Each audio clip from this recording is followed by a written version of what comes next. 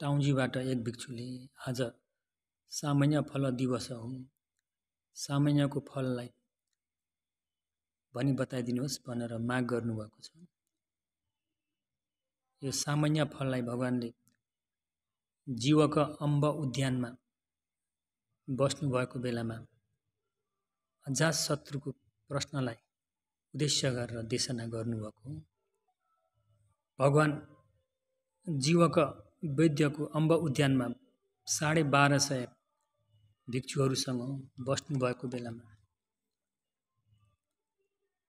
वैदेही अग्र महारानीका पुत्र अजातशत्रु राजाले चौमासा वर्षवास सकिएपछि कुमुद र कमलको फुलहरू फुलेको बेला कार्तिक पूर्णिमा उपोषदको दिन परेको थियो। रातिको समयमा धेरै अमात्यहरू साथसाथै राजपरिषद समूह उपस्थित भएर बसेका छन्। शोभायमानको उत्तम प्रासादमाथि बसेर राजाले प्रश्न गर्नुभयो। दोषरहित भएको रातिको कार्तिक पूर्णिमाको चन्द्रमालाई प्रशंसा गर्दै, सुन्दर शोभायमानको रातिलाई प्रशंसा गर्दै उदान प्रश्न गर्नुभयो। किन राति सबै भेला भएका हुन् भन्दा राति राजालाई निन्द्रा नलागेर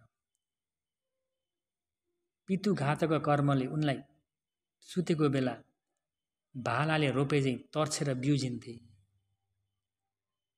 त्यही भएर परिषद समूह भेला भएर बसेका हुन्।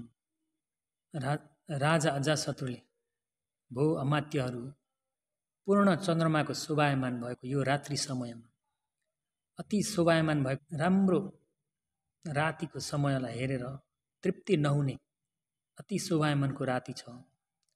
यस्तो शोभा भएको रातिमा कुन श्रमण ब्राह्मण भिक्षु विद्वान सज्जन वर्गहरूको उपसङ्क्रमण गर्ने होला, समीपमा गएर धर्मश्रवण गर्ने होला भनेर प्रश्न गर्नुभयो। राजालाई भगवानसँग गएर धर्मदेशना सुन्न इच्छा प्रकट भयो, तर सिधै जान सक्दैनन्। जीवकको सहयोगले जानलाई प्रश्न गरेका हुन् भनी बुझ्नु पर्यो। देवदत्तले भगवानलाई मार्न धेरैचोटि कोसिस गरेका थिए। त्यो सबै अजातशत्रु राजाको सहयोगले नै हो। धेरैचोटि सहयोग दिएका थिए राजाले। त्यति मात्र होइन कि भगवानका शिष्य आर्य श्रोतापन्न भइसक्नु भएको पितालाई स्वयं मारे। ऐश्वर्य राज्य सम्पत्तिको कारणले पितुघातक कर्म गरे। देवदत्तको देहान्त भइसकेपछि राजालाई पछि पछुतो हुन गयो। आफ्नो दोषलाई थाहा भयो। त्यही भएर रातिमा निन्द्रा लागेन। निन्द्रा नलागेको धेरै भएको थियो। त्यसरी उदान वचन व्यक्त गर्दाखेरि पुराण काश्यपका शिष्य एक अमात्यले राजालाई आफ्ना गुरु अरहन्त हुनुहुन्छ, श्रेष्ठ हुनुहुन्छ, गणाचार्य हुनुहुन्छ, धेरै शिष्य साथ हुनुभएको हाम्रा गुरुको साथ समीपमा जानुभयो भने महाराजको धेरै भलो हुने थियो भनी उठेर बिन्ती गरे। राजा चुपचाप लाएर बस्नुभयो। अनि अर्का मखली गोशालाका शिष्य अमात्यले उठेर त्यसै गरेर बिन्ती गरे राजालाई। अनि 3 अजित केश कम्बल, 4 पकुद कचायन, 5 सञ्जय बेलठ पुत्र, 6 निगण्ठ नाथ पुत्र।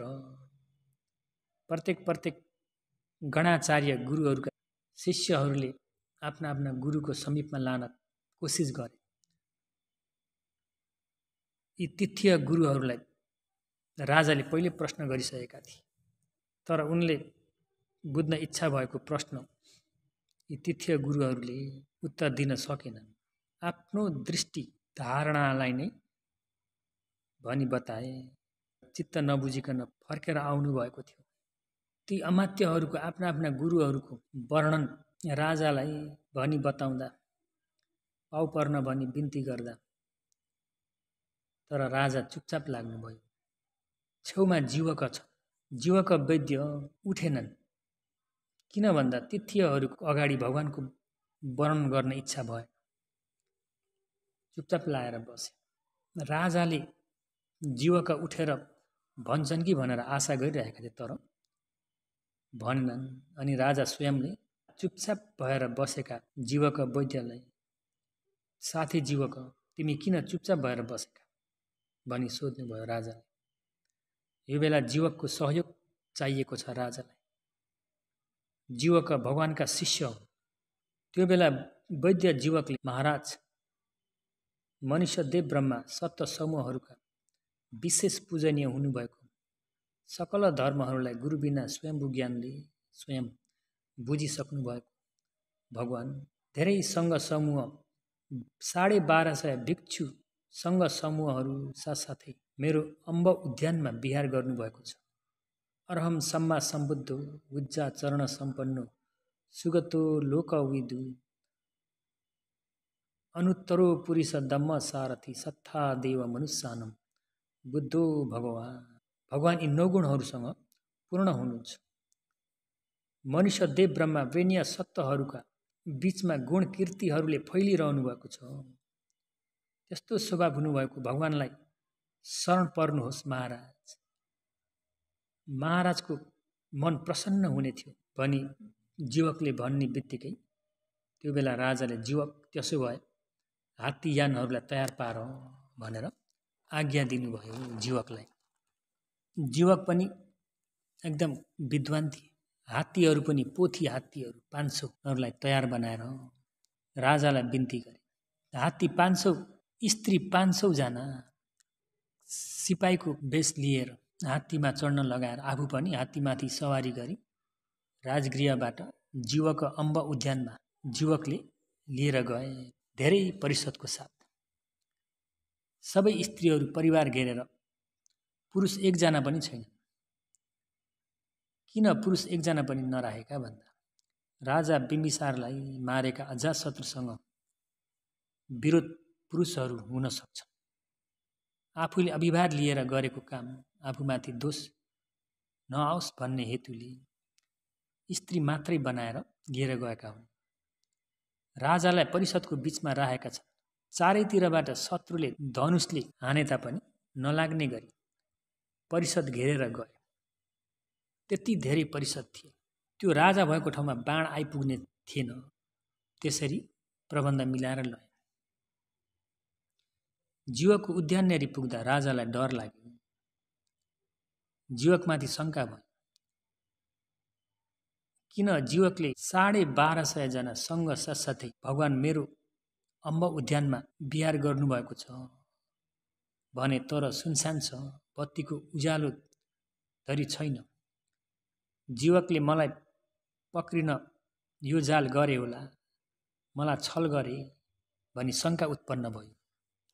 त्यही भएर डराउन थाले राजा। अनि जीवकलाई भने, जीवक, तिमीले मलाई छलेर शत्रुको हातमा पार्न कोसिस गरेका होइनौ र? किन मलाई झुटा बोलेर र 1250 सङ्घ साथसाथै भगवान मेरो अम्ब उद्यानमा विहार गर्नुभएको छ भनी मलाई लिएर आएका? डराएर जीवकलाई भने, एक भिक्षुले खोकेको शब्द पनि छैन, हाच्छ्यु गरेको शब्द पनि सुनिन्न, केही शब्द छैन, सुनसान छ। अनि जीवकले भने, मा भाइ महाराजा, मा भाइ महाराजा, महाराज नडराउनुहोस्, शत्रुको हातमा पार्न ल्याएको होइन। बत्ती बीचमा बलिरहेको छ, हेर्नुहोस्, राम्रो हेर्नुहोस्। भगवान सँगको बीचैमा बस्नु भएको छ। त्यसो भनेर लिएर गए। बिहार पुगेपछि प्रवेश गर्ने बित्तिकै केही शब्द पनि छैन। शान्त बसिरहेका भिक्षु सङ्घहरूलाई देखे राजाले। भगवानलाई सङ्घको बीचमा बसिरहनु भएको देखे।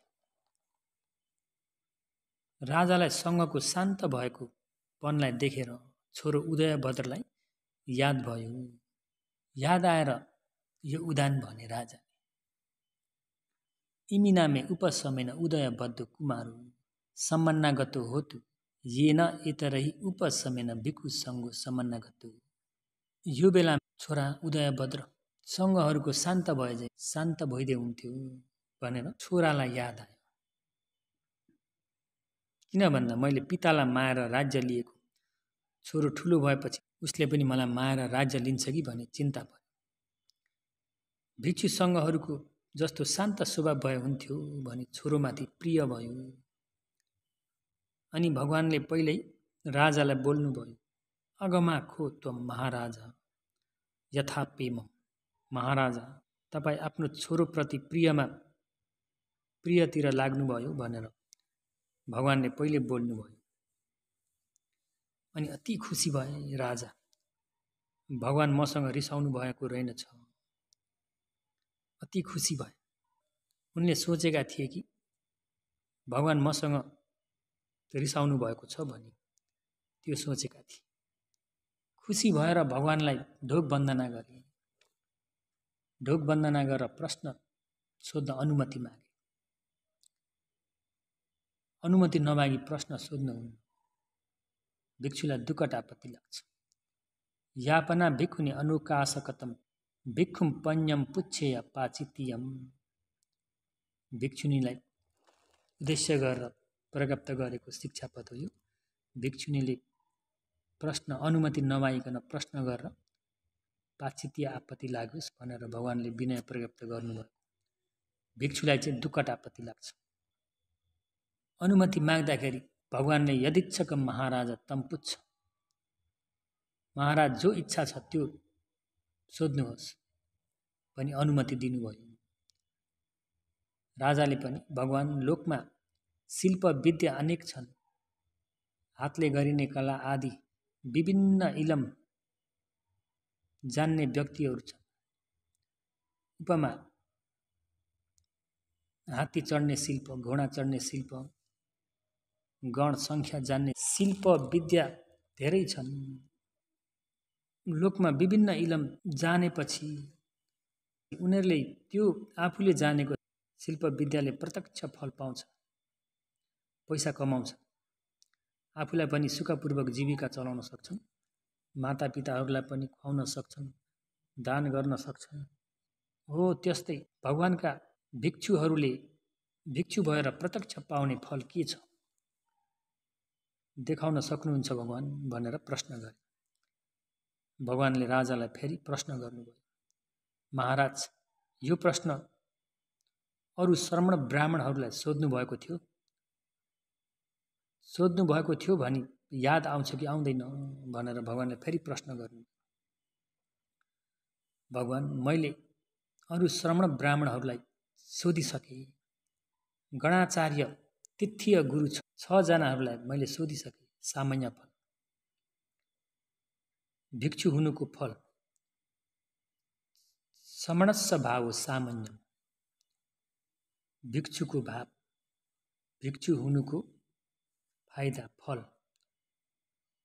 यी 6 जना तिथ्य गुरुहरूले मैले सोधेको एउटो, उनीहरूले भनेको अर्कै। उनीहरूले भनेको कुरालाई रुचि लागेन, मन परेन, तर प्रतिक्षेप पनि गरिन। सुनेर चुपचाप उठेर आए।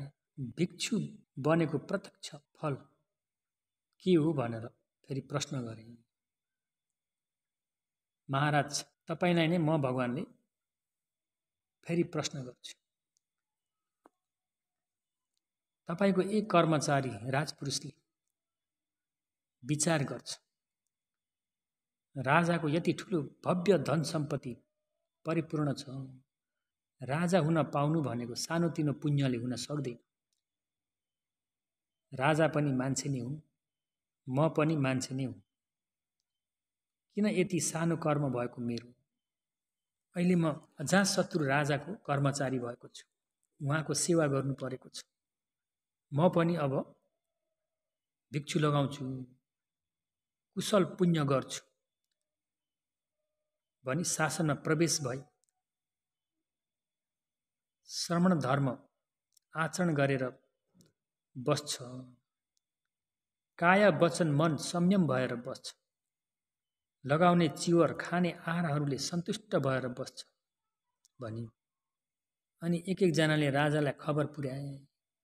कसरी खबर पुर्याए भन्दा, महाराजको एक कर्मचारीले भिक्षु भएर बसेछन् भनी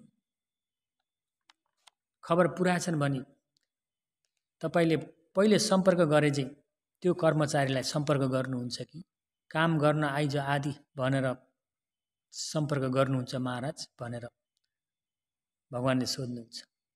भगवान त्यसरी पहिले चाहिँ सम्पर्क गर्नु भएन, आदर गौरव वन्दना गरेर आवश्यक परेको चतुर्पचयले सहयोग गर्नेछु भगवान भनेर राजाले उत्तर दिए। महाराज, यो प्रथम सन्दिष्टिक सामान्य फल हो। म भगवानले यसलाई प्रथम सन्दिष्टिक सामान्य फल भनेर भन्छु। प्रत्यक्ष भिक्षु बनेको फल। अघि उच्च पलङ्कमा बसेका राजालाई कर्मचारीले ढोग गर्न पर्थ्यो, हराएको काम गर्न पर्थ्यो। अहिले राजाले उच्च आसनमा बसेका ती भिक्षुलाई ढोग वन्दना गर्न पर्यो। राजा भए तापनि गृहस्थ कामगुणमा हुनुहुन्छ, भिक्षु गृहस्थ त्यागेर निखम्ममा हुनुहुन्छ। भिक्षुको भावलाई वारी र पारी जस्तै हो। वारीलाई तरेर पारी पुगे जस्तै। वारी कामगुणलाई छोडेर, वारी भन्ने कामगुणलाई छोडेर पारी भन्ने निखम्म भिक्षु भाव हुन पाइन्छ। यो चाहिँ प्रथम सन्दिष्टिक फल भनेर भगवानले राजालाई भनी बताउनु भयो। भगवान अर्को प्रत्यक्ष फल सामान्य फललाई बताउन सक्नुहुन्छ भनेर सोध्नुभयो। महाराज, तपाईको देशमा करकास तिरेर बस्नुपर्ने कर्मचारीहरू छन्, कृषक आदिहरू।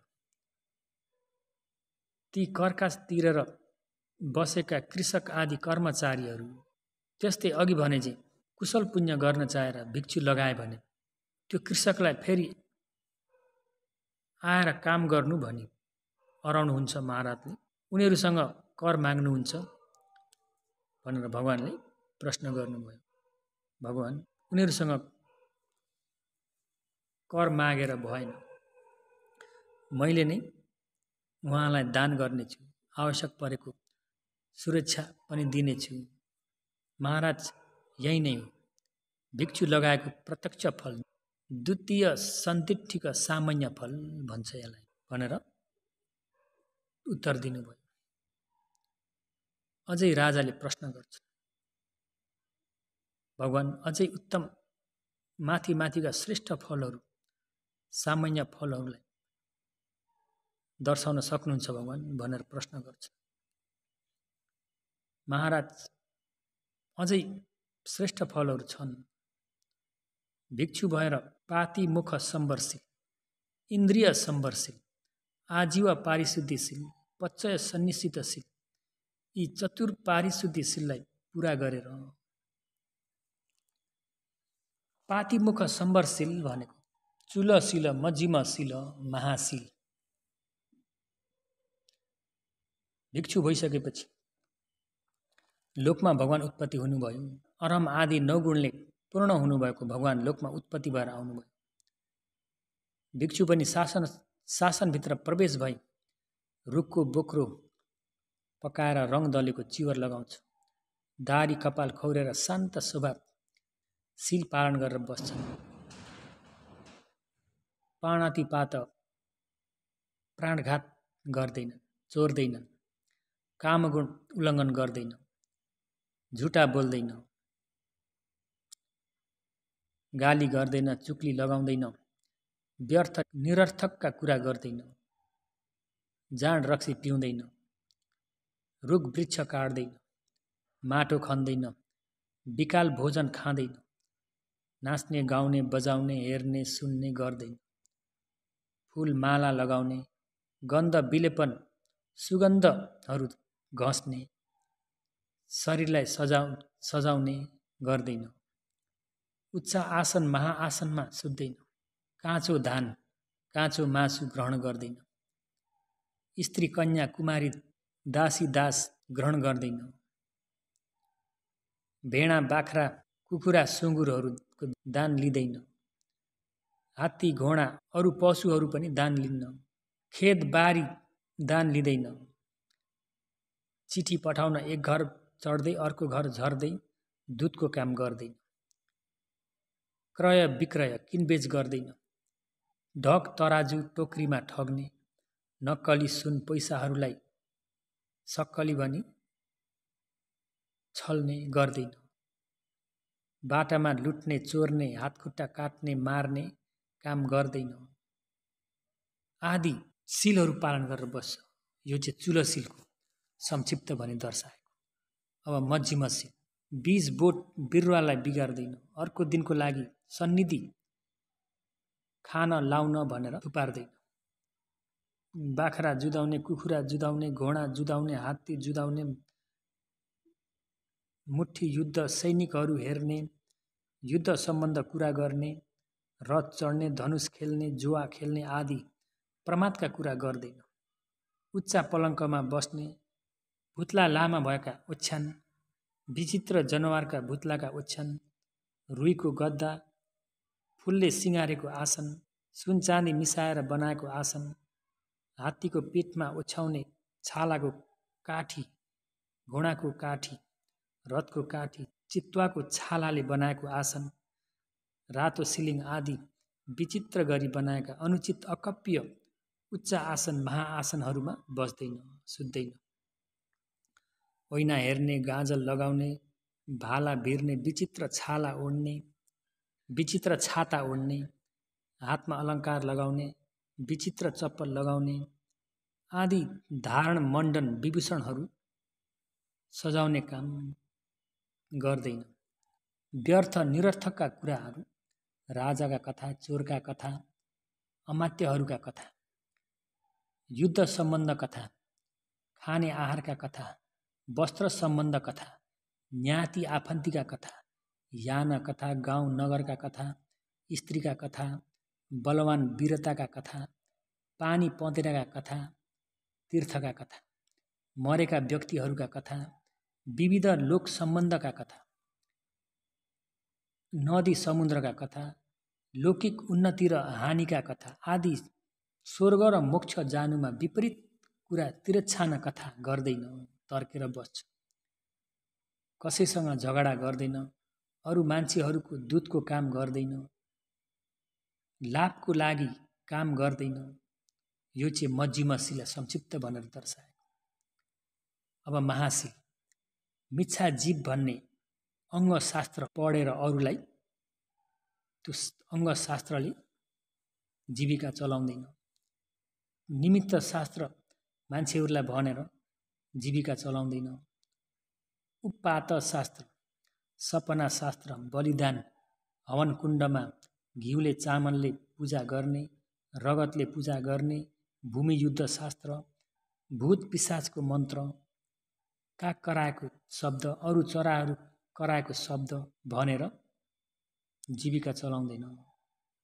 स्त्री पुरुषको लक्षण आदि, राजा युद्धबाट विजय हुनेछ हार्नेछ आदि ज्योतिष नक्षत्र शास्त्रले जीविका चलाउँदैन। सूर्य ग्रहण, चन्द्र ग्रहण कहिले लाग्छ भनेर भनी बताउने, यो वर्षमा पानी पर्छ पर्दैन, रोग भय हुनेछ आदि लोकायतका शास्त्रले जीविका चलाउँदैन। आवाह विवाह मङ्गल जुटाइदिने, मन्त्र जपेर धामी झाँक्री गर्ने, सूर्यको पूजा, ब्रह्माको पूजा गर्ने, देवताको पूजा गर्ने आदि मिथ्या जीव गर्दैन, तर्किन्छ। मिथ्या जीव गरेर सामानहरू चतुर्पचयहरूलाई प्राप्त गर्दैन। यी सिलहरू धेरै छन्, यी महासिलहरू पनि धेरै छन्। भिक्षुका सिलहरू विस्तार भनियो भने उज्यालो हुन्छ, त्यही भएर संक्षिप्त भनेको यो सामान्य फल सूत्रलाई संक्षिप्त भनेर दर्शाएको छु। यसरी चुल शिल मध्यम शिल महाशिलहरूसँग पूर्ण भएर दोषरहित अनवज सुख, दोषरहित सुखपूर्वक बस्दछन् भिक्षु। अनि इन्द्रिय सम्भरशील, इन्द्रियलाई सम्भर गर्छ। आजीव पारिशुद्धिशील, जीविका शुद्ध चलाउँछन्, शुद्ध जीविका चलाएर बस्छन्। शिक्षा अनुसार भगवानले भने मुताबिक भिक्षाटन जान्छन्, मैत्रीपूर्वक भिक्षा खोजेर ल्याउँछन्। कसैलाई ठगेर पनि होइन, झुटा बोलेर पनि होइन, चोरेर पनि होइन, सम्म आजीविका भिक्षा लिएर आफ्नो जीविका चलाउँछन्। कसैले कालो भाँडो बोकेको त्यो त रुचि लाग्दैन, मन पर्दैन भन्छ, तर त्यो कालो भाँडो बोकेको जीविका एकदम सम्यक जीविका भन्नुपर्छ त्यसलाई। त्यहाँभन्दा राम्रो जीविका छैन भिक्षु। त्यही भएर भगवान्ले राजा शुद्धोधनलाई उत्तिष्ठे नपमज्जेय धम्मं सुचरितं चरे धम्मचारी सुखम सेति अस्मिन् लोके परमपि च भनेर यो सम्म आजीविका भिक्षाटन गरेर खाने भिक्षुको जीविका त्यति शुद्ध छ भनेर विस्तारपूर्वक यो गाथाको भनेर बताउँदाखेरि राजाले बुझेर स्वर्तापन्न ज्ञान प्राप्त गर्नुभएको थियो। पच्चय सन्निसितशील ज्ञानपूर्वक विचार गरेर चतुर्पचयलाई चलाउनुपर्छ भिक्षु भइसकेपछि। यसरी चतुर्पारी शुद्धिहरूलाई राम्रो शुद्ध बनाएर बस्छन्। अनि त्यहाँभन्दा राजाले सोध्दै जान्छन्। संक्षिप्त भन्ने हो भने राजाले अझै उत्तम श्रेष्ठ सामान्य फललाई भनी बताउनुहोस् भगवान् भन्दै प्रश्न सोध्दै जान्छन्। भगवान्ले पनि उत्तर दिँदै जानुहुन्छ। सती सम्पजन्य कथा भन्नुहुन्छ। सती सम्पजन्य भएर बस्नुपर्छ। सती र प्रज्ञाले बस्ने भिक्षु क्रमैसित कोसिस गर्दै प्रथम झानलाई प्राप्त गर्छ, अनि द्वितीय झानलाई प्राप्त गर्छ, तृतीय झानलाई प्राप्त गर्छ, चतुर्थ झानलाई प्राप्त गर्छ। अहिको भन्दा सामान्य फल श्रेष्ठ हुँदै गयो। त्यसपछि विपश्यना ज्ञान प्राप्त गर्छ। अझ श्रेष्ठ हुँदै गछ सामान्य फल, भिक्षु बनेको फल धेरै प्राप्त गरिसके। अनि अभिज्ञान प्राप्त गर्छ। इद्धि विध अभिज्ञान, एक्लैलाई धेरै बनाउनु आदि गरी अनेक रिद्धि शक्ति निर्माण गर्ने, आकाश पाताल उडेर जान सक्ने इद्धि विध अभिज्ञान प्राप्त गर्छ। दिव्य स्रोत अभिज्ञान, देवताको कान चाहिँ टाढा नजिक आदि भए जति शब्द सबै सुन्न सक्ने ज्ञान। परचित्त उही जानन ज्ञान, पराईको चित्तलाई जान्न सक्ने ज्ञान। पुब्बे निवास नुस्यति अभिज्ञान, पूर्वमा बसेको खण्ड क्रम नाम गोत्र आफूले खाएको आहार बसेको ठाउँ सबैलाई एकै गरेर जान्न सक्ने ज्ञान। पुब्बे निवास नुस्यति ज्ञान अभिज्ञान। च्युतुप पात ज्ञान, सत्तहरूको च्युति र प्रतिसन्देह देख्न सक्ने ज्ञान। च्युतुप पात ज्ञानमा दिव्य चक्षु ज्ञान र अनागतंश ज्ञान पनि त्यसैमा समावेश छ। अनागतंश ज्ञान भनेको अनागतको देख्न सक्ने ज्ञान। आसव क्षय ज्ञान, अनन्त फल ज्ञान प्राप्त गर्छ। आश्रव क्षय, किलेश आश्रवहरूलाई क्षय गर्यो भिक्षु भएर। सामान्य फल यहाँभन्दा उत्तम श्रेष्ठ फल अरू छैन। अनन्त फल चाहिँ सबभन्दा माथिको फल हो। भिक्षु बनेको प्रत्यक्ष फल अनन्त फलमा गएर भगवान्ले समाप्त गर्नुभयो। अनि अजातशत्रु राजाले अति राम्रो भगवान् अति रुचि लाग्दो देशना भन्नुभयो। बाटो भुलेको व्यक्तिलाई डोर्याएर बाटोमा ल्याइदिनु भए जस्तै, आँखा भएको व्यक्तिलाई अन्धकारमा ज्योति दियो बालेर देखाए जस्तै अनेक प्रकारले धर्मलाई बुझाइदिनु भयो भगवान्। म भगवान्प्रति, धर्मप्रति, सङ्घप्रति शरणमा पर्छु। आजदेखि म शिष्यलाई प्राणसम्म शरण परेको उपासक भनी धारण गर्नुहोस् भगवान्। अझ तज्ञे पानुपेतम शरणगतम उपासक मम धारेथ भनेर भगवान्प्रति शरणमा परे। अनि भगवान्सँग माफ मागे। अच्छयो मम भन्ते अच्छगमा यथा बालम यथा मूलम यथा अकुशलम योहम पितरम धम्मिकम धम्म राजानम ईश्वरीय कारण जीविता वरोपेसी तत्समय भन्ते अच्छयम अच्छयतु पटिगणातु आयतिम सम्बरायाति। भगवान्, मैले दोष गरेँ। बाल मूर्खता अनुकूल, मूढ अनुकूल, अकुशल अनुकूल मैले ममा दोष भयो। धर्म राजा हुनुभएको स्वयं आफ्ना पितालाई मैले ईश्वरीय सम्पत्ति पाउनको कारण मारे। दोष मलाई स्वीकार गर्नुहोस् भगवान्। आइन्दा मैले यस्तो दोष गर्दिनँ भनेर भगवान्सँग क्षमा मागे। तग्गत्वम महाराज अच्छयो अच्छगमा यथा बालम यथा मूल्यम यथा अकुशलम यम तम पितरम धम्मिकम धम्म राजानम जीविता वरोपेसी यतो चको तम महाराज अच्छयम अच्छयतु दिस्वा यथा धम्मम पटिकरोसी तम ते मयम पटिगणाम। महाराज, तपाईँमा दोष छ। बाल मूर्खता अनुकूल, मूढ अनुकूल, अकुशल अनुकूल तपाईँले स्वयं आफ्ना पितालाई धर्म राजालाई ईश्वरीय सम्पत्तिको कारणले मार्नुभयो। अहिले महाराज, तपाईँले आफ्नो दोष अनुसार देखेर धर्म अनुकूल क्षमा मागेर उपचार गर्नुभयो। त्यो दोषलाई हामीले स्वीकार गर्दछौँ, हामीले क्षमा दिँदछौँ। बुद्धि हेसा महाराज अरियस विनय यो अचयम अचयतो दिस्वा यथाधम्म पटिकरोति आयतिम समरम आपज्यति। महाराज, अरियको शासनमा जुन व्यक्तिले आफ्नो दोषलाई दोष अनुसार देखेर धर्मानुकूल क्षमा मागेर उपचार गर्छ, आइन्दा सम्बरमा बस्दछ, त्यो व्यक्तिको त्यो क्षमा माग्नु नै वृद्धि, विकास, प्रगति हुनुको कारण हो महाराज भनेर भगवानले क्षमा दिनुभयो। अनि अजातशत्रुले फेरि भगवानलाई अनुमति माग्छन्, भगवान अनुमति दिनुहोस्, हामी गृहस्थ भनेको धेरै काम धन्ना धेरै छ भनेर अनुमति मागेर राजा गए।